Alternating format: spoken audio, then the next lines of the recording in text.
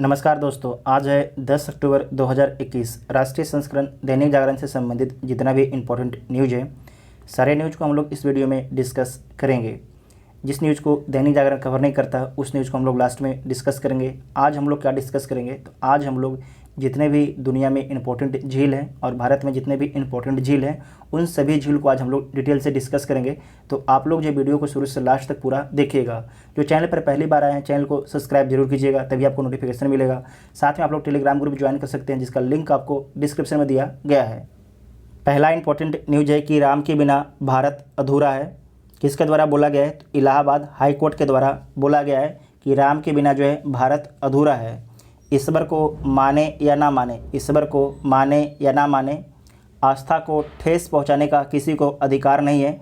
तो किसके द्वारा बोला गया है, इलाहाबाद हाई कोर्ट के द्वारा बोला गया है। और किस लिए बोला गया था, तो एक व्यक्ति कोई था जिसने रामकृष्ण पर जो है अश्लील पोस्टें कर दी थी, तो उसके आधार पर उसे गिरफ्तार कर लिया गया था। लेकिन उसे जो है सख्त वार्निंग देके उसे ज़मानत दे दी गई है कि अब से दोबारा तुम इस तरीके से नहीं कर सकते हो, ठीक है। अगर इस तरीके से करोगे तो दोबारा तुम्हें जेल हो जाएगी, ठीक है। और आपको बता देते हैं कि कोई भी अगर व्यक्ति है भगवान के विरुद्ध में जो है अश्लील पोस्टें लिखकर अगर फेसबुक व्हाट्सएप पर भी अगर डालता है तो उसे ट्रेस करके उसे गिरफ्तार कर लिया जाएगा। साथ में इलाहाबाद हाईकोर्ट के द्वारा बोला गया है कि अभिव्यक्ति की आज़ादी असीमित नहीं है। तो सही बात है, अभिव्यक्ति की आज़ादी किस में है, तो आर्टिकल 19 में है। तो आर्टिकल 19 को जो अगर व्यक्ति डिटेल से नहीं पढ़ा है तो आप लोग जाइएगा लक्ष्मीकांत बुक में, जो आर्टिकल 19 है उसे डिटेल से पढ़िएगा। वहाँ पर लिखा गया है कि जो अभिव्यक्ति की आपकी आज़ादी है असीमित नहीं है, आपको वहाँ पर सीमित किया जा सकता है आगे। और इलाहाबाद हाईकोर्ट के द्वारा बोला जाता है कि राष्ट्र सुरक्षा को खतरे में डालने वाली अफवाह फैलाना, मतलब कि अगर राष्ट्र सुरक्षा को खतरे में डालने वाली कोई अफवाह अगर फैला रहा है, अश्लीलता फैलाने वाला अभिव्यक्ति की आज़ादी में नहीं आता है, ठीक है। कोई अश्लीलता फैला रहा है समाज में तो आपको अभिव्यक्ति की आज़ादी में नहीं आता है, ठीक है। ये बल्कि क्या है, अपराध है। ये इलाहाबाद हाईकोर्ट के द्वारा बोला गया है, इसे नोट कर लीजिएगा, इंपॉर्टेंट है, ठीक है। नेक्स्ट है कि पूर्वी लद्दाख में बड़े पैमाने पर जो है निर्माण कार्य कर रहा है चीन। किसके द्वारा बोला गया है, तो थल सेना प्रमुख नरवणे के द्वारा बोला गया है। सेना प्रमुख ने कहा है कि इलाके में जो है चीन का सैन्य जमावड़ा चिंता का विषय है, ठीक है। चीन अपनी सेना को तैनात रखता है तो भारतीय सेना भी मौजूदगी बनाए रखेगी। इसमें आपको याद रखना है कि आपके ये जो इलाका है ये आपके अक्साई चीन, ठीक है। जो अक्साई चीन है आपको पता है कि 1962 में हमसे चाइना छीन लिया है। तो यहाँ पर है LAC line of actual control. तो इसके इस साइड आपके चाइना का भी अधिकार है और भारत की सेना इस साइड में रहती है, ठीक है। तो जो चाइना की आपकी सेना है इस साइड में लगातार कंस्ट्रक्शन कर रही है और साथ में जो चाइना की बहुत बड़ी जो फौज है यहाँ पर टेंट लगा के आके बैठी हुई है, ठीक है। टेंट लगा के वहाँ पर आके बैठी हुई है। तो इसमें जो आपके नरवणे इनके द्वारा बोला जाता है कि अगर ठंडी के दिनों में भी अगर ये चाइनीज़ है यहाँ से नहीं जाते हैं तो भारतीय सेना भी जो है अपना LAC के पास में ही उपलब्ध रहेगा। क्योंकि आपको इसके पिछले साल याद होगा गलवान घाटी मामला, ठीक है। उसमें भारत के बहुत से सैनिक शहीद हो गए थे और चाइना के भी बहुत से सैनिक मारे गए थे, लेकिन भारत के भी सैनिक उसमें बहुत ज़्यादा शहीद हुए थे। तो उसको देखते हुए जो है जो नरवणे इनके द्वारा बोला गया है कि कोई गलवान घाटी जैसा घटना ना हो जाए तो हमारी सेना भी यहाँ पर आपकी उपलब्ध रहेगी। साथ में इनके द्वारा बोला गया कि जो हमारा इंटेलिजेंस है उसे और मजबूत करना होगा ताकि चाइना जो भी कुछ अगर करता है अपने क्षेत्र में एक्टिविटी तो उसका जानकारी हमें मिलता रहे। साथ में देखिए हम सैटेलाइट के माध्यम से देख ही सकते हैं, लेकिन जो ज़मीन पर जाके देखना वो अलग बात होता है, ठीक है।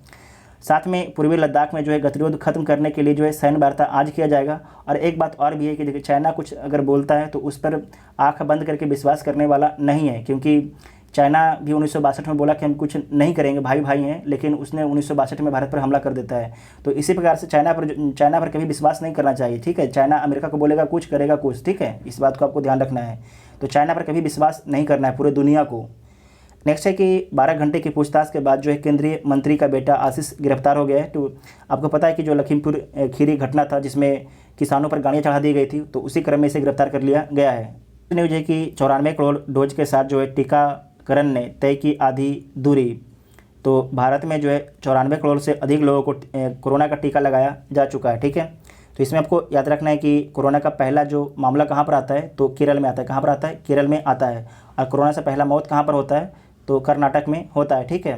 कोरोना का पहला टीका किसे लगाया जाता है, तो मनीष कुमार को पहला टीका लगाया जाता है। साथ में आपको याद रखना है जो एग्जाम में पूछा जाएगा आपसे, कोवैक्सीन, ठीक है, जो कोवैक्सीन है कौन सी कंपनी बना रही है, तो नोट कर लीजिएगा, भारत बायोटेक बना रही है, ठीक है, हैदराबाद। और जो कोविशील्ड है उससे कौन सी कंपनी बना रही है, तो इसे बना रही है सीरम इंस्टीट्यूट ऑफ पुणे, ठीक है। उसके बाद नोट कर लीजिएगा स्पुतनिक, जो स्पुतनिक है आपके रसिया की वैक्सीन है, इसे भारत में कौन बना रहा है, तो नोट कर लीजिएगा पैनेसिया, लिख देते हैं पैनेसिया, सी या करिया, ठीक है, पैनेसिया कंपनी से भारत में बना रही, ठीक है। इतना आप सभी को याद रखना है।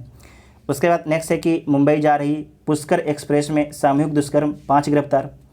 देखिए बहुत ही सब जो है ना, बोलते हैं ना कि बहुत गिरा हुआ घटना है, जो इसके लिए कोई शब्द ही नहीं है, ठीक है। तो जो भी अगर ये काम करता है उसे सख्त से सख्त उस पर कार्रवाई होनी चाहिए, ठीक है। नेक्स्ट है कि सावधान, देश में बढ़ रहा है तीव्र हीट वेव का खतरा। हीट वेव क्या होता है, गर्मी के दिनों में आप देखिएगा कि गर्म हवा चलता है, ठीक है। तो गर्म हवा चलता है तो कोई भी व्यक्ति अगर बाहर जाता है तो उसे बोला जाता है कि आप पानी पी के जाइए, ठीक है, पानी पी के जाइए। क्यों बोला जाता है, क्योंकि जो गर्म हवा होता है आपको पता है कि शरीर में जब टकराएगा तो जो इंसान का शरीर है उससे पानी बाहर ले लेगा, ठीक है। तो अगर व्यक्ति पानी कम पी के जाएगा तो शरीर का उसका पानी सूख जाएगा, अगर पानी सूख जाएगा तो उस व्यक्ति की मौत भी हो सकती है, ठीक है। तो भारत में जो है कि हीट वेव की जो आपकी तीव्रता है वो बढ़ गई है। और आपको पता है कि क्यों बढ़ गई है, क्योंकि पूरे दुनिया में क्लाइमेट चेंज हो रहा है। हम लोगों ने पेड़ पौधों को इतना काट दिया है कि जो आपके बैलेंस करते थे टेम्परेचर को, वो बैलेंस नहीं कर पा रहे हैं। तो हीट वेव से निपटने का एक ही तरीका कि लगातार पेड़ लगाया जाए, दूसरा कोई भी तरीका नहीं है। नेक्स्ट न्यूज है कि कोयले की कमी से दिल्ली में गहरा सकता है बिजली संकट। तो आपको कल ही बता चुके हैं कि जो भी भारत के बड़े बड़े शहर हैं, गांव में तो बिजली कटना शुरू भी हो चुका है, अभी शहर में थोड़े कम कट रहे हैं, लेकिन शहर में भी कटना शुरू हो जाएगा। ये लास्ट जो आपके पूरा अक्टूबर है, पूरा अक्टूबर तक डिस्टर्बेंस चलेगा। तो जो भी आपके बाहर में स्टूडेंट रहते हैं महानगर में, दिल्ली में, तो आप लोग जो है खुद को अपने आप को तैयार कर लीजिएगा इसके लिए। अगर हो सकता है तो पावर बैंक आप लोग जरूर खरीद लीजिएगा, क्योंकि लाइन बहुत ज़्यादा कटेगा, ठीक है। तो उसके बाद आपको याद रखना कि दिल्ली के सीएम कौन है, अरविंद केजरीवाल दिल्ली के सीएम है, ठीक है। और दिल्ली में लोकसभा में कितनी सीटें हैं, तो 7 सीटें हैं, और राज्यसभा की 3 सीटें हैं, और विधानसभा में 70 सीटें हैं, ठीक है। और आपको याद रखना है कि दिल्ली में कितने % लोग मंत्री बन सकते हैं, तो 10% लोग मंत्री बन सकते हैं, मतलब कि 7 लोग मंत्री दिल्ली में बन सकते हैं। जो आपको याद रखना है कि ड्राइवरलेस पहला मेट्रो कहाँ पर चलता है, तो दिल्ली में चलता है ड्राइवरलेस। सिग्नेचर ब्रिज कहाँ पर है, दिल्ली में स्थित है, यमुना नदी पर स्थित है, ठीक है। नेक्स्ट है कि स्वास्थ्य और कृषि क्षेत्र में संबंधों को विस्तार देंगे भारत और डेनमार्क। हरित सामरिक गठजोड़ और मजबूती देंगे दोनों देश। इसमें कि दोनों देशों के प्रधानमंत्रियों की मौजूदगी में हुए 4 समझौते। तो 4 समझौते कौन कौन हुए हम आगे देखते हैं। इसमें आपको याद रखना है कि जो डेनमार्क है, डेनमार्क के प्रधानमंत्री का नाम क्या है, तो उनका प्रधानमंत्री का नाम है डेनमार्क के मेटे फ्रेडरिक्सन, ठीक है, मेटे फ्रेडरिक्सन नाम याद रखिएगा, डेनमार्क के प्रधानमंत्री हैं।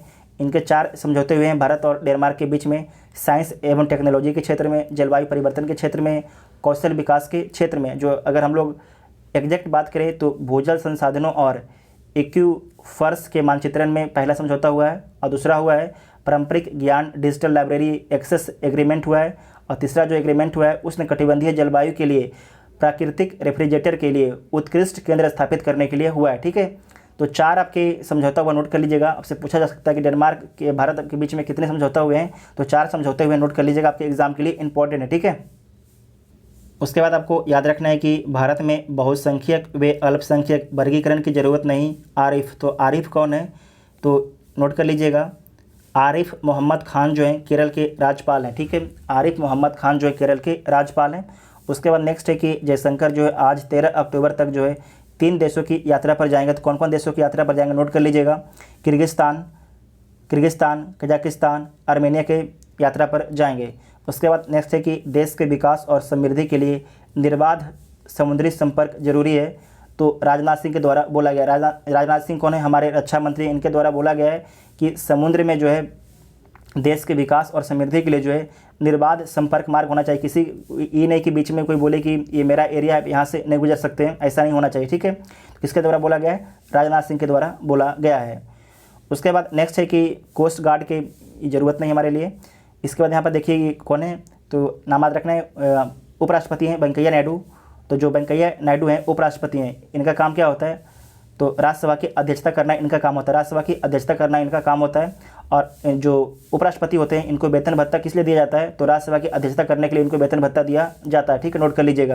राज्यसभा में वर्तमान में कितने टोटल सीटें हो सकते हैं, 250 सीटें आपकी हो सकते हैं। ठीक है, कितने मेंबर को मनोनीत किया जाता है, तो 12 मेंबर को मनोनीत किया जाता है। वर्तमान में राज्यसभा में कितने सीटें हैं, वर्तमान में 245 से टोटल हो सकते हैं 250। ठीक है, इसे आपको याद रखना है।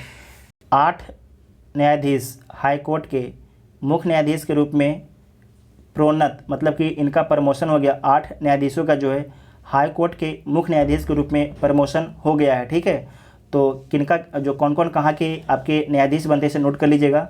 ऐसे आपको ये स्क्रीनशॉट हम दे देंगे, यहाँ पर लिखा हुआ है, लेकिन आपको हम बता भी देते हैं। पहला नोट कीजिएगा, राजेश बिंदल, ये कहाँ के मुख्य न्यायाधीश बनते हैं, किस हाई कोर्ट के मुख्य न्यायाधीश बनते हैं, तो इलाहाबाद हाई कोर्ट के मुख्य न्यायाधीश बनते हैं राजेश बिंदल। उसके बाद सेकेंड है रंजीत बी मोरे, ये कहाँ के मुख्य न्यायाधीश बनते हैं, तो मेघालय हाई कोर्ट के मुख्य न्यायाधीश बनते हैं। तीसरा है सतीश चंद्र शर्मा, ये कहाँ किस हाई कोर्ट के मुख्य न्यायाधीश बनते हैं, तेलंगाना हाई कोर्ट के मुख्य न्यायाधीश बनते हैं। चौथा आपका है प्रकाश श्रीवास्तव, कोलकाता हाई कोर्ट के मुख्य न्यायाधीश बनते हैं।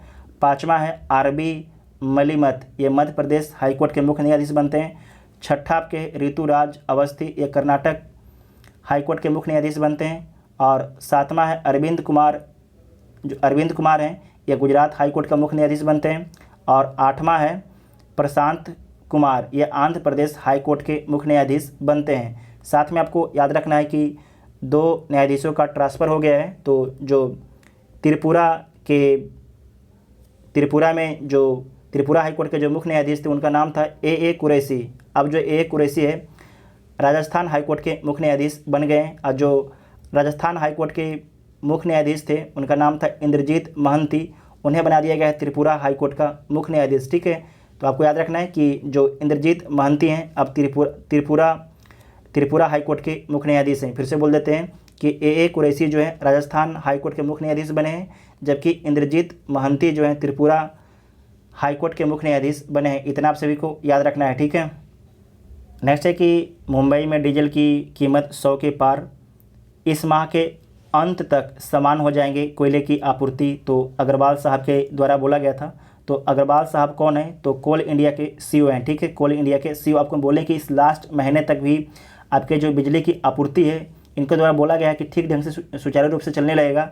वो तो देखिए कितना दिनों में ये प्रॉब्लम को सोल्व किया जाता है सरकार के द्वारा। ठीक है, उसके बाद नेक्स्ट है कि स्टील और सीमेंट उत्पादन पर दिखने लगा घरेलू कोयले का संकट, तो दिखेगा ही। ठीक है, उसके बाद है कि डिजिटल टैक्स की कीमत पर होगा ग्लोबल मिनिमम टैक्स लागू, इसे आप लोग पढ़ सकते हैं। ठीक है, उसके बाद नेक्स्ट यहाँ पर है कि अमेरिका और चीन ने फिर शुरू की व्यापार पर बातचीत।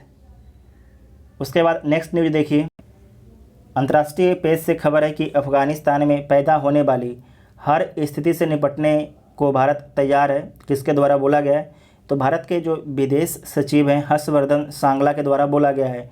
इनके द्वारा बोला गया है कि ज़रूरत पड़ने पर अफ़गान जनता को दी जाएगी मदद। अगर अफ़गानिस्तान में अगर फूड की क्राइसिस हो जाती है तो भारत सरकार जो है फूड जो है अफ़गानिस्तान की जनता को उपलब्ध कराएगी।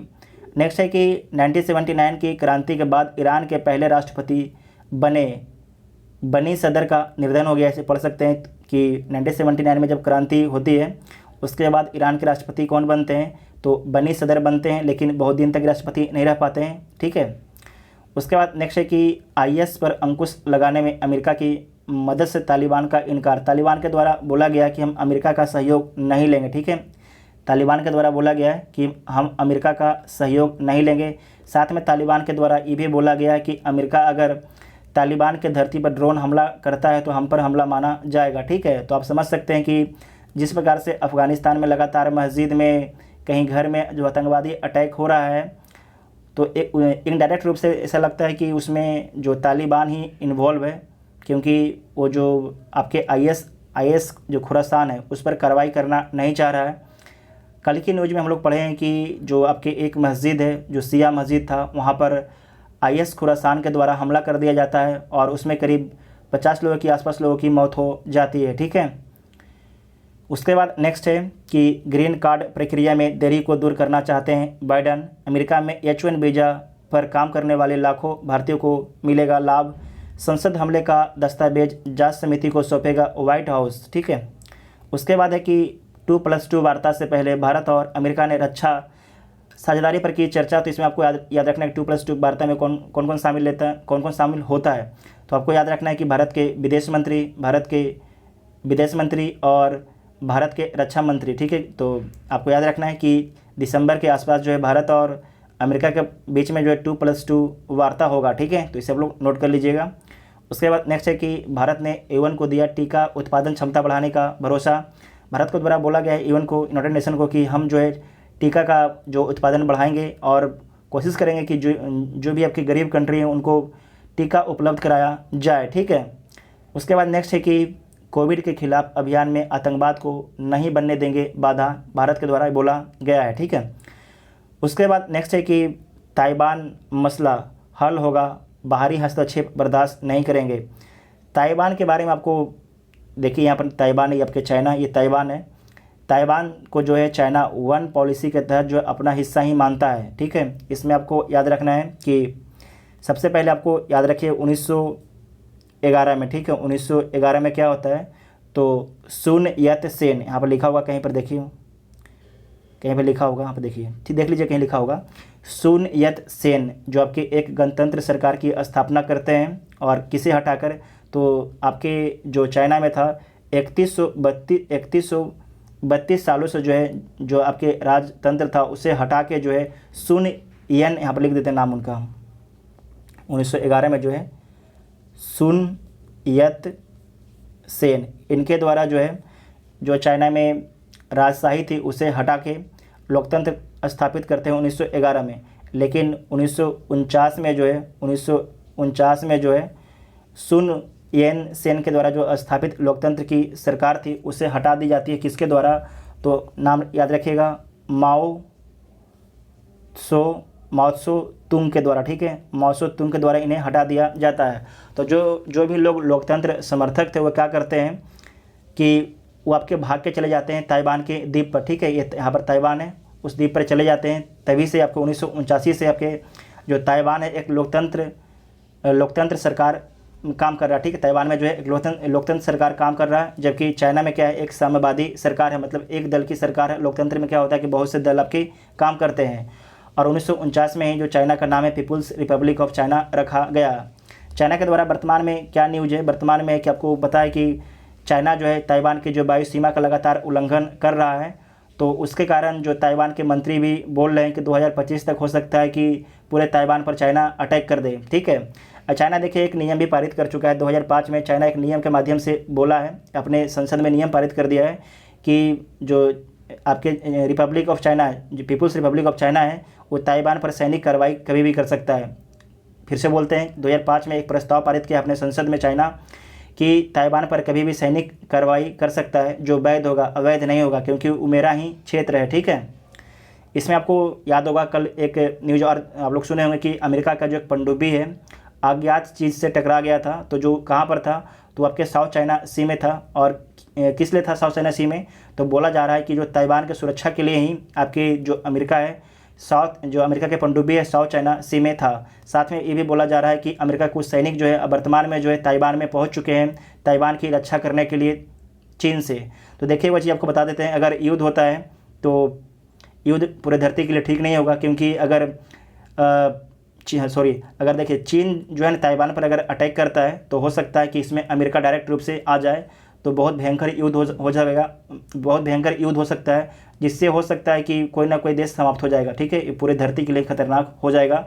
तो जो आपके चाइना के राष्ट्रपति शी जिनपिंग, उनको समझना होगा इनको कि हमें जो है ताइवान है उसे स्वतंत्र रहने देना होगा, ठीक है। तो ये नहीं कि हम जब इच्छा किया इनके वायु सीमा में चले गए। तो जो चाइना के राष्ट्रपति हैं उन्हें सोच समझ के कोई भी डिसीजन लेना होगा।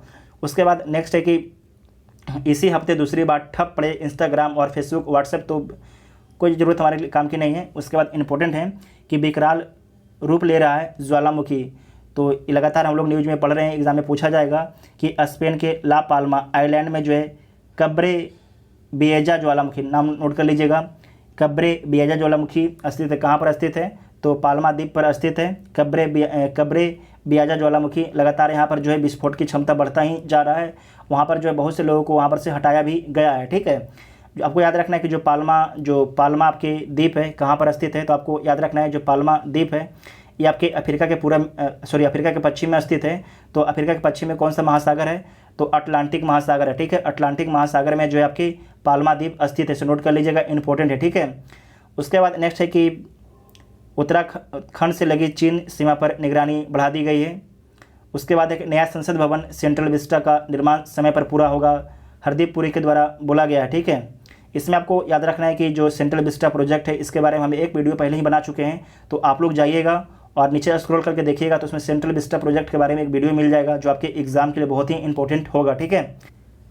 नेक्स्ट न्यूज़ है कि अमेरिका में गर्भपात कानून का विरोध जारी है। तो मामला क्या है, एक अमेरिका में टेक्सास प्रांत है, टेक्सास प्रांत की जो सरकार है उसने एक कानून बनाई है कि 6 सप्ताह के बाद जो कोई भी महिला अगर गर्भपात कराती है तो महिला पर भी और डॉक्टर पर दोनों पर कार्रवाई की जाएगी, ठीक है।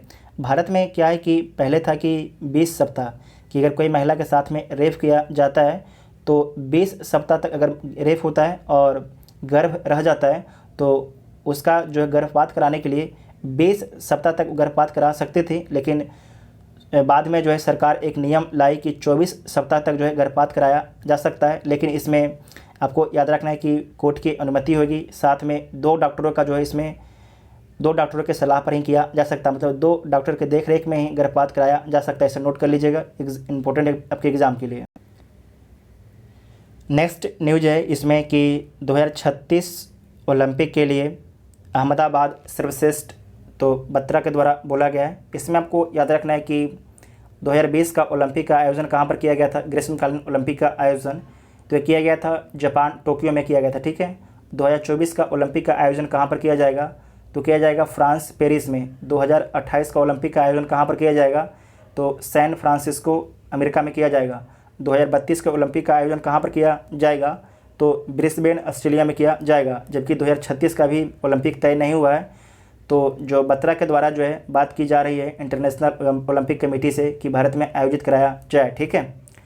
उसके बाद नेक्स्ट न्यूज़ देखिए कि हुगली नदी पर बने केबल पुल विद्यासागर सेतु का उद्घाटन आज ही के दिन किया गया था। तो 1922 में आज ही कोलकाता में उस समय देश के सबसे लंबे केबल पुल विद्यासागर सेतु का उद्घाटन हुआ था। हुगली नदी पर बना यह पुल जो है 823 मीटर लंबा था। लेकिन वर्तमान में आपको याद रखना है कि अभी देश का जो सबसे लंबा केबल पुल नर्मदा नदी पर है। कौन सी नदी पर है, नर्मदा नदी पर है और भरूच में बनाया गया है। और इसकी लंबाई कितनी है, तो 1.4 किलोमीटर इसकी लंबाई है। इसका उद्घाटन कब हुआ था, 2017 में इसका उद्घाटन हुआ था।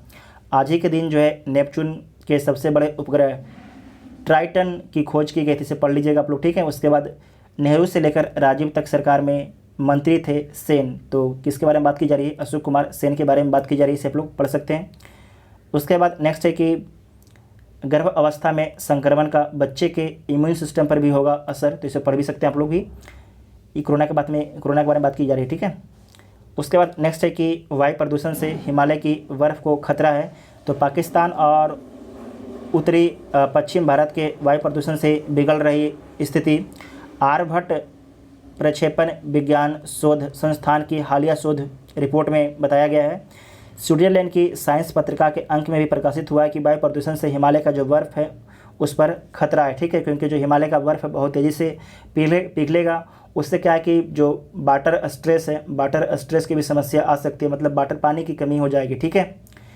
उसके बाद जिस भी न्यूज़ को दैनिक जागरण कवर नहीं करता उस न्यूज़ को हम लोग डिस्कस करते हैं। पहला इंपॉर्टेंट न्यूज़ है कि सत्यजी रे पुरस्कार, ठीक है। आपसे पूछा जाएगा कि सत्यजी रे पुरस्कार 2021 में किसे प्रदान किया गया, तो तेलुगु फिल्म निर्माता बी गोपाल को प्रदान किया गया है। इनका पूरा नाम क्या है, तो बेजवाड़ा गोपाल को प्रदान किया गया है, ठीक है। और किस लिए, भारतीय सिनेमा में उनके समग्र योगदान के लिए जो है चौथे सत्यजीत रे पुरस्कार से उनको चुना गया है, सम्मानित किया गया है। नेक्स्ट है कि सत्यजीत रे जो है फिल्म सोसाइटी केरल द्वारा स्थापित पुरस्कार है और इसमें 10,000 रुपये नगद पुरस्कार के रूप में दिया जाता है। एक स्मृति चिन्ह और एक पट्टिका शामिल होता है, ठीक है। इसे आप लोग पढ़ सकते हैं कि दादा साहेब फाल्के पुरस्कार विजेता अदूर गोपाल कृष्णन, अभिनेत्री माधवी मुखर्जी, निर्माता मोहन जी सम्मान के पूर्व आपके प्राप्त करता है, मतलब कि इन सभी लोगों को जो है सत्यजी रे पुरस्कार दिया गया है। उसके बाद नेक्स्ट है कि उद्धव ठाकरे कौन है? तो महाराष्ट्र के सीएम है। उनके द्वारा जो है उड़ान योजना के तहत जो है चिपी हवाई अड्डे का उद्घाटन किया गया है। तो आपसे पूछा जाएगा कि चिपी हवाई अड्डा किस राज्य में है? तो महाराष्ट्र राज्य में है। ठीक है, आगे पढ़ लीजिए कि महाराष्ट्र के मुख्यमंत्री उद्धव ठाकरे ने जो है 9 अक्टूबर 2021 को सिंधुदुर्ग में नए ग्रीनफील्ड चिपी हवाई अड्डे का उद्घाटन किया। कहाँ पर? सिंधुदुर्ग में जो है नए चिपी ग्रीनफील्ड हवाई अड्डे का उद्घाटन किया है। ठीक है, ग्रीनफील्ड चिपी हवाई अड्डे का उद्घाटन किया गया है। उसका नेक्स्ट है कि सिंधुदुर्ग से जो है मुंबई के लिए पहली उड़ान भारत सरकार की RCS उड़ान क्षेत्रीय कनेक्टिविटी योजना उड़े देश का आम नागरिक। बोला गया था कि हवाई चप्पल वाला व्यक्ति हवाई जहाज से उड़ेगा। योजना के तहत जो है आयोजित किया गया, इसे नोट कर लीजिएगा, इंपॉर्टेंट है। नेक्स्ट है कि वर्ल्ड माइग्रेटरी बर्ड डे 2021 तो कब मनाया जाता है? तो 9 अक्टूबर 2021 को मनाया जाता है। प्रवासी पक्षियों और उनके आवास के संरक्षण की आवश्यकता के बारे में जागरूकता पैदा करने के लिए एक आवश्यक पहल है। ठीक है, और इसका विषय वस्तु क्या है? तो sing fly soar like a bird, इसका थीम रखा गया है 2021 का। ठीक है, और इस दिन की अवधारणा अफ्रीकी यूरेशियन प्रवासी जल पक्षियों के संरक्षण पर जो है संयुक्त राष्ट्र के समझौते के एक हिस्से के रूप में आपकी की गई है। ठीक है, उसके बाद नेक्स्ट है कि वर्ल्ड पोस्ट डे। तो आपको याद रखना है कि विश्व डाक दिवस कब मनाया जाता है? तो ये भी आपके 9 अक्टूबर को मनाया जाता है। और यह दिन जो है 1874 में स्विस राजधानी बर्न में जो है यूनिवर्सल पोस्टल यूनियन की स्थापना के वर्षगांठ का प्रतीक है। 1969 में जो है टोक्यो जापान में आयोजित UPU कांग्रेस द्वारा इसे विश्व डाक दिवस घोषित किया गया था। इसका उद्देश्य क्या है? तो डाक क्षेत्र की भूमिका के बारे में जो है जागरूकता पैदा करना इसका उद्देश्य है। ठीक है, और इसका थीम क्या है 2021 का? तो इसका थीम रखा गया है इनोवेट टू रिकवर, इसका थीम रखा गया है। उसके बाद नेक्स्ट है एयरटेल के बारे में आपको जानना है कि वर्तमान में जो है एयरटेल के CFO तो मुख्य वित्तीय अधिकारी कौन बने हैं? तो सोमेन रे बने हैं। बस आपको इतना ही याद रखना है कि एयरटेल के जो है CFO कौन बने हैं, तो मुख्य वित्तीय अधिकारी कौन बने हैं? तो सोमेन रे बने हैं। इसे नोट कर लीजिएगा, आपके एग्जाम के लिए इंपॉर्टेंट है। ठीक है, उसके बाद नेक्स्ट है उत्तर प्रदेश में शुरू किया गया राष्ट्रव्यापी नदी पशुपालन कार्यक्रम। तब से पूछा जाएगा कि किस राज्य में जो है राष्ट्रव्यापी नदी पशुपालन कार्यक्रम शुरू किया गया है? तो उत्तर प्रदेश में शुरू किया गया है। ठीक है, आपको सिर्फ इतना ही याद रखना है। ज़्यादा है तो इसके बारे में पढ़ सकते हैं कि उत्तर प्रदेश के गढ़मुक्तेश्वर के ब्रिज घाट में जो है नदी पशुपालन कार्यक्रम का शुभारंभ किया गया। ठीक है, और इससे जो है मछली पकड़ने में वृद्धि, मछुआरे की आजीविका में सुधार, नदी की स्वच्छता बनाए रखने के लिए प्रोग्राम आपकी लॉन्च किया गया है। इसे प्रधानमंत्री मत्स्य संपदा योजना के तहत जो है विशेष गतिविधियों के रूप में पेश किया गया है। नेक्स्ट है कि अखिल भारतीय राजभाषा वैज्ञानिक एवं तकनीकी संगोष्ठी का आयोजन तो कहाँ पर किया गया है? तो इंटीग्रेटेड टेस्ट रेंज चांदीपुर ने जो है 6 से 7 अक्टूबर 2021 को जो है अखिल भारतीय राजभाषा वैज्ञानिक और तकनीकी संगोष्ठी का आयोजन किया है। आधिकारिक गतिविधियों में हिंदी के उपयोग को जो है बढ़ावा देने के उद्देश्य से जो है राजभाषा पर इस संगोष्ठी की मेजबानी करने की जिम्मेदारी किसे दी गई थी? तो DRDO को इसकी जिम्मेदारी दी गई थी। ठीक है, और इसका थीम क्या है? तो रक्षा उत्पादों का परीक्षण और मूल्यांकन, आवश्यकता और उपलब्धियां थी। ठीक है, इसका थीम है। उसके बाद नेक्स्ट है कि क्राइन स्विच कुबेर ने रणवीर सिंह को बनाया अपना ब्रांड एम्बेसडर। ठीक है, तो आपको याद रखना है कि एक क्रिप्टो प्लेटफॉर्म है क्राइन स्विच। ठीक पढ़ रहे हैं ना? क्राइन स्विच कुबेर ने जो है अभिनेता रंजीत सिंह को जो है अपना ब्रांड एम्बेसडर बनाया, से नोट कर लीजिएगा, इंपॉर्टेंट है। ठीक है, उसके बाद नेक्स्ट है इसी में कि रणवीर सिंह जो है क्राइन स्विच कुबेर के चल रहे कुछ तो बदलेगा अभियान के लिए जो है 3 विज्ञापन फिल्मों में दिखाई देंगे। और इसमें आपको याद रखना है कि क्राइन स्विच भारत का जो है 30वां यूनिकॉर्न स्टार्टअप है, जिसका मूल्य कितना है? तो इसका $1.9 बिलियन है। इसकी शुरुआत कब की जाती है? तो 2017 में इसकी शुरुआत आशीष सिंघल और गोविंद सोनी और बिमल सागर 3 व्यक्तियों के द्वारा इसकी शुरुआत की जाती है। ठीक है, नेक्स्ट है फोटो देख लीजिए कि सोनको गोल्ड एंड डायमंड ने कियारा आडवाणी, नाम याद रखिएगा, कियारा आडवाणी को जो है ब्रांड एम्बेसडर बनाया था। किसके द्वारा बनाया गया है? सोनको गोल्ड एवं डायमंड के द्वारा जो है कियारा आडवाणी को ब्रांड एम्बेसडर बनाया गया है। आपको सिर्फ इतना ही याद रखना है। ठीक है, और इसके नए अभियान का नाम क्या है? नाउ इज द टाइम्स में शामिल होगी, जो वर्तमान में डिजिटल और प्रिंट मीडिया पर चल रहा है। ठीक है, उसके बाद आगे पढ़ सकते हैं, कोई ज़रूरत नहीं है। उसके बाद नेक्स्ट है कि योगेश सी, नोट कर लीजिएगा, योगेश सी बने दिल्ली विश्वविद्यालय के कुलपति। ठीक है, तो आपको सिर्फ इतना ही याद रखना है कि दिल्ली विश्वविद्यालय के कुलपति कौन बने हैं? तो योगेश सी जो है दिल्ली विश्वविद्यालय के कुलपति बने हैं। ठीक है, उसके बाद नेक्स्ट है कि ITBP ने जो है पूर्व में 6000 मीटर ऊंचे पहाड़ को नोबू वांगडू पीक का नाम दिया है। इसे नोट कर लीजिएगा, इंपॉर्टेंट है आपके एग्ज़ाम के लिए। ITBP तो भारत तिब्बत सीमा पुलिस के द्वारा जो है पूर्व में जो है 6000 मीटर ऊंचे पहाड़ को नोरबू बांगडू पीक का नाम दिया है। और जो ITBP और लद्दाख पुलिस के जवानों जो है पूर्वी लद्दाख में 2 अज्ञात, मतलब कि ज्ञात नहीं था, उपलब्ध था लेकिन जानकारी में नहीं था। ठीक है, तो अज्ञात 6000 मीटर ऊंचे पहाड़ों को फतह किया है।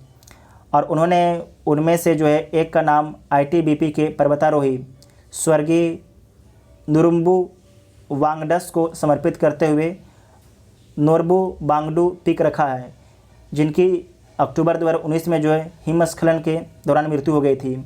और इस चोटी की ऊंचाई कितनी है? तो इसकी ऊंचाई है 6250 मीटर, से नोट कर सकते हैं।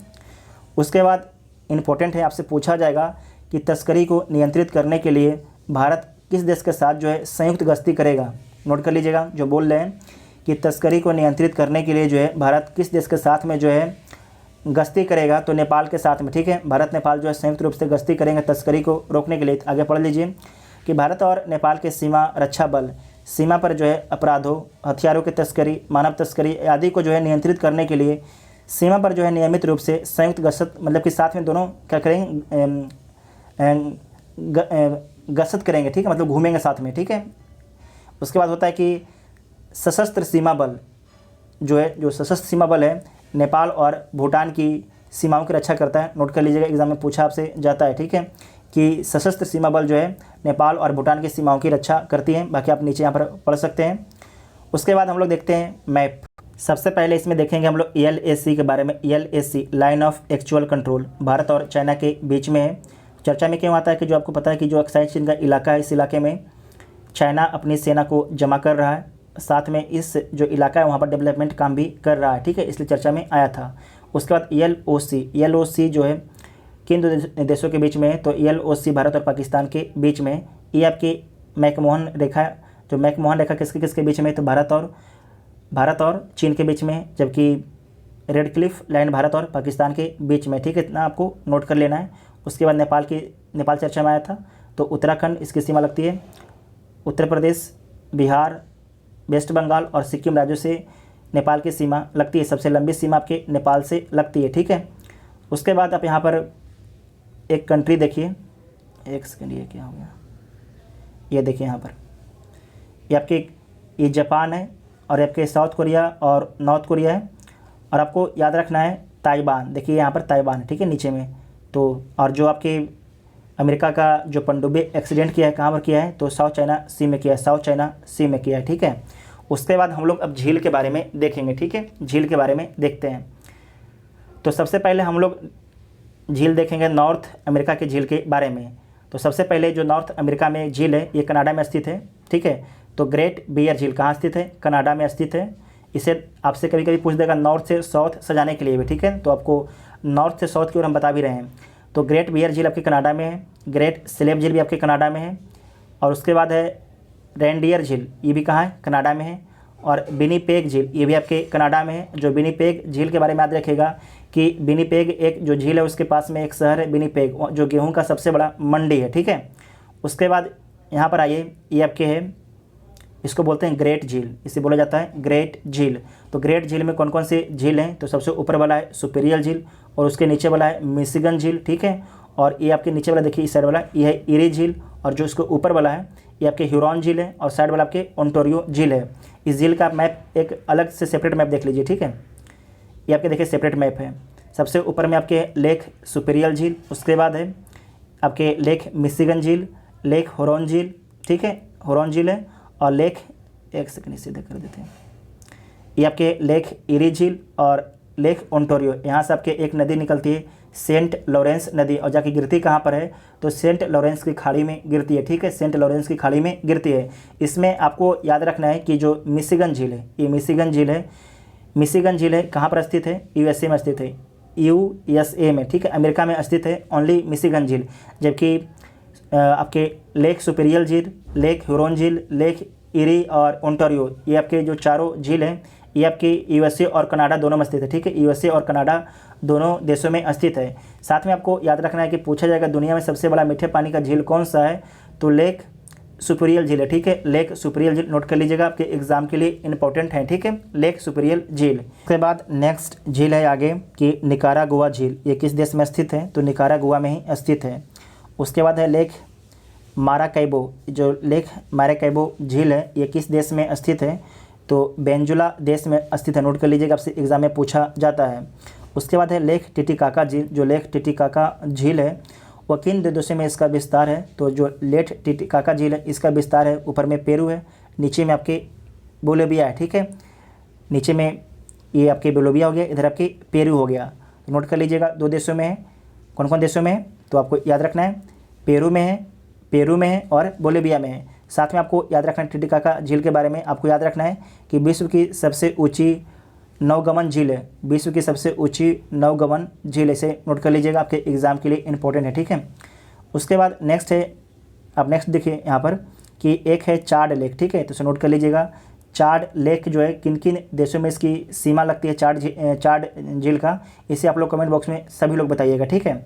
उसके बाद आपको इंपॉर्टेंट आपके लिए है ये झील, ठीक है, लेक विक्टोरिया, जो लेक विक्टोरिया झील है इसकी सीमा का विस्तार किन किन देशों में है, तो केनिया में है, युगांडा में है और तंजानिया में है, ठीक है। साथ में आपको याद रखना है कि जो लेक विक्टोरिया है उसके ऊपर से जो है 0 डिग्री विषुवत रेखा गुजरती है, जो 0 डिग्री है। आपसे पूछा जाएगा कि जो लेक विक्टोरिया है उस पर से कौन सी रेखा गुजरती है, तो 0 डिग्री विषुवत रेखा गुजरती है, एग्जाम में पूछा जा चुका है कितने बार ये क्वेश्चन, ठीक है। उसके बाद नेक्स्ट है, नीचे देखिए यहाँ पर लेक टांगानिका झील, लेक टांगानिका झील कहाँ पर है, अफ्रीका में है और लेक उसके बाद है न्यासा झील। तो आपसे पूछा जाएगा कि जो न्यासा झील है किस महाद्वीप में स्थित है, तो आपको याद रखना है ये आपके स्थित है अफ्रीका महाद्वीप में। इन झीलों के जो कौन कौन से देशों में विस्तार है धीरे धीरे आपको हम बताएंगे, ठीक है। अभी आप खाली जान लीजिए कि किस महाद्वीप में कौन सा झील है, जो लेकिन इंपॉर्टेंट झील रहेगा उसको हम बता देंगे किस किस देशों से इसकी सीमा लगती है, ठीक है। उसके बाद नेक्स्ट यहाँ पर हम लोग देख चुके हैं। उसके बाद अगला देखिए आप, इसमें देखिए आप एशिया में आइए, एशिया में देखिए यहाँ पर काला सागर है, ठीक है, ये आपके काला सागर है और उसके जो काला सागर है उसके पूरा में आप आइए देखिए कैरिस्पियन सागर है, ठीक है। तो पूछा जाएगा कि दुनिया में सबसे बड़ा झील कौन सा है, तो कैरिस्पियन सागर जो है, ठीक है, खारे पानी का सबसे बड़ा दुनिया में बड़ा झील कौन है, तो आपके कैरिस्पियन सागर है। अगर मीठे पानी का झील पूछेगा दुनिया में सबसे बड़ा कौन है, तो विक्टोरिया झील है, ठीक है।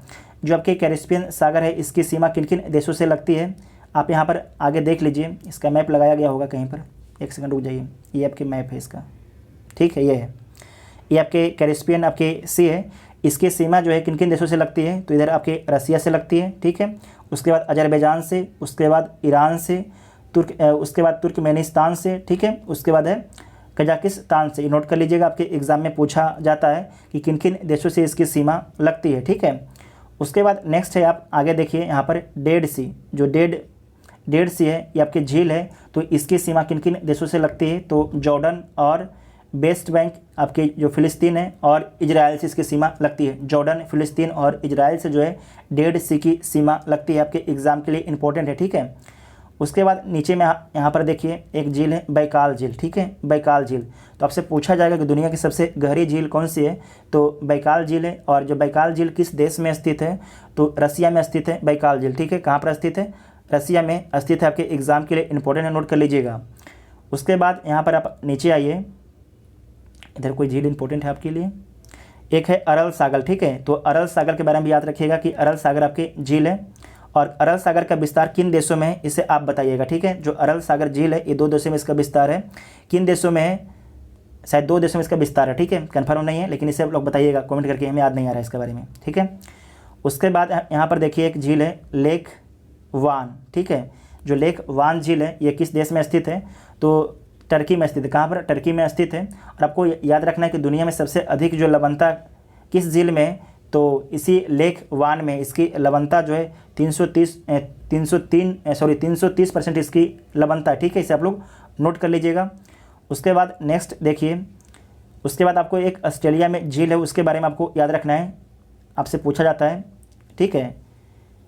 एक सेकेंड, ये क्या हो रहा है, ये देखिए आपके ऑस्ट्रेलिया में एक झील है, ये झील आपके है आयर झील, ठीक है। आपसे पूछा जाता है कि जो आयर झील है किस देश में स्थित है, तो ऑस्ट्रेलिया देश में स्थित है, ठीक है। ऑस्ट्रेलिया महाद्वीप में, ऑस्ट्रेलिया देश में स्थित है। उसके बाद देखिए ऑस्ट्रेलिया के नीचे में एक और झील है फ्रोम झील, ये दोनों झील के बारे में आपको याद रखना है, ठीक है। फ्रोम झील, तो आयर झील और फ्रोम झील कहाँ पर है, ऑस्ट्रेलिया में स्थित है, ठीक है। तो एक झील और भी यहाँ पर देखिए, ऊपर में एक झील है लाडोगा झील, ये जो लाडोगा झील है किस देश में इसका विस्तार है, तो रसिया में स्थित है लाडोगा झील, ठीक है। इंपॉर्टेंट है, इसे नोट कर लीजिएगा, आपसे एग्जाम में पूछा जाता है। उसके बाद कुछ भारत के इंपॉर्टेंट झील के बारे में देख लीजिए। तो सबसे पहले उड़ीसा का झील देखिए, चिल्का झील है, ये उड़ीसा में स्थित है, जो भारत का सबसे बड़ा खारे पानी का झील है। उसके बाद नीचे आइएगा, कोलोरू झील, ये आपके आंध्र प्रदेश में है, भारत में सबसे बड़ा जो है मीठे पानी का झील है, ठीक है, आंध्र प्रदेश में स्थित है। उसके बाद नीचे पाइए फिर से, उसके नीचे तो पुलिकट है, जो पुलिकट झील है इसका विस्तार 2 देशों में है, आंध्र प्रदेश और तमिलनाडु में इसका विस्तार है, ठीक है। तो ये आपके खारे पानी का झील है। जो आपको याद रखना है, कोलोरू झील मीठे पानी का झील है, जबकि पुलिकट और जो चिल्का झील है खारे पानी का झील है, ठीक है, खारे पानी का झील है। उसके बाद आपको जाना है केरला में, ठीक है। तो केरला में एक झील है वेवनाड झील, ठीक है, वेवनाड झील नोट कर लीजिएगा, कहाँ पर है, केरला में। उसके बाद है अष्टमुडी झील, अष्टमुडी झील आपके केरला में। उसके बाद केरला में एक झील और है, उसे नोट कर लीजिएगा, पेरियार झील, ठीक है, पेरियार झील। तो आपको पेरियार झील के बारे में नोट कीजिएगा कि एक कृत्रिम झील है, ठीक है, पेरियार झील क्या है, एक कृत्रिम झील है, ठीक है। उसका ऊपर आइए आप महाराष्ट्र में, ठीक है। तो महाराष्ट्र में एक झील है जिसका नाम है लोनार झील, ठीक है, नोट कर लीजिएगा, महाराष्ट्र में एक झील है जिसका नाम क्या है, लोनार झील है, ठीक है। उसके बाद आप आइए फिर से ऊपर में राजस्थान में। तो राजस्थान में जो कौन कौन से झील है, तो सबसे जो इम्पोर्टेंट राजस्थान में झील है सांभर झील है। कौन सा झील है, सबसे इम्पोर्टेंट आपकी सांभर झील है, ठीक है, इसे नोट कर लीजिएगा। उसके बाद आइए ऊपर, सबसे ऊपर जम्मू कश्मीर में। तो आपसे पूछा जाएगा कि बुलर झील कहाँ पर है, तो आपको याद रखना है कि जो बुलर झील है ये आपके जम्मू कश्मीर में स्थित है और मीठे पानी का झील है। जो बुलर झील है, बुलर झील से कौन सी नदी जाती है, तो झेलम नदी, ठीक है, झेलम नदी जाती है, इसे नोट कर लीजिएगा, आपसे एग्जाम में पूछा जाता है। साथ में आपको याद रखना है कि मणिपुर के बारे में, एक मणिपुर में झील है लोकटक झील, ठीक है, लोकटक झील। तो आपसे पूछा जाए कि लोकटक झील जो है कहाँ पर स्थित है, तो मणिपुर में स्थित है और मीठे पानी का नॉर्थ ईस्ट का सबसे बड़ा झील है। लोकटक झील में ही केबुल लामजाओ नेशनल पार्क है, ठीक है, जहाँ पर डांसिंग डियर रहती है, जहाँ पर डांसिंग डियर रहती है, ठीक है। उसके बाद राजस्थान का भी कुछ और भी झील इंपॉर्टेंट है, जैसे कि जो आपकी सांभर लेक है ये तो आपके खारे पानी का झील है, और भी झील हैं जैसे कि राज समंदर झील। तो आपसे पूछा जाएगा कहाँ पर है, तो राजस्थान में है, नक्की झील राजस्थान में है, डिडवाना झील राजस्थान में है और उदय सागर झील भी आपके राजस्थान में है, ठीक है। साथ में आपको याद रखना है कि हैदराबाद जो आपके तेलंगाना है, तो आपसे पूछा जाएगा कि जो हुसैन सागर झील है किस शहर में स्थित है, तो हैदराबाद में। और आपको याद रखना है कि हुसैन सागर झील और उस्मान सागर झील दोनों आपके तेलंगाना में, और दोनों आपके क्या हैं, कृत्रिम झील है, दोनों आपके कृत्रिम झील हैं। साथ में एक इंपॉर्टेंट झील है जो बहुत बार एग्जाम में पूछा जाता है, हिमाचल प्रदेश में एक झील है, उसे नोट कर लीजिएगा, रेणुका झील, ठीक है। रेणुका झील शायद भारत का सबसे छोटा झील है, एग्जाम में पूछा बहुत बार जा चुका है, ठीक है, तो नोट कर लीजिएगा। और जो रेणुका झील है आपको याद रखिएगा रामसर जो स्थल है उसमें भी शामिल है रेणुका झील, ठीक है, इसे नोट कर लीजिएगा, आपके एग्जाम के लिए इंपॉर्टेंट है। साथ में नाको झील जो नाको झील है वो भी आपकी हिमाचल प्रदेश में ही है। तो जितना भी इंपॉर्टेंट पॉइंट था झील से इंडिया का और वर्ल्ड का, सारे झील को हम लोगों ने कवर लगभग कर लिया है। अगर जो झील बच भी जाएगा तो उसे हम लोग बाद में कवर कर लेंगे। अगर जो झील बच जाता है तो आप लोग कमेंट बॉक्स में भी लिख सकते हैं ताकि और भी बच्चे उसे पढ़ सकें। आपको वीडियो कैसा लगा आप लोग कमेंट करके ज़रूर बताइएगा। Thank you.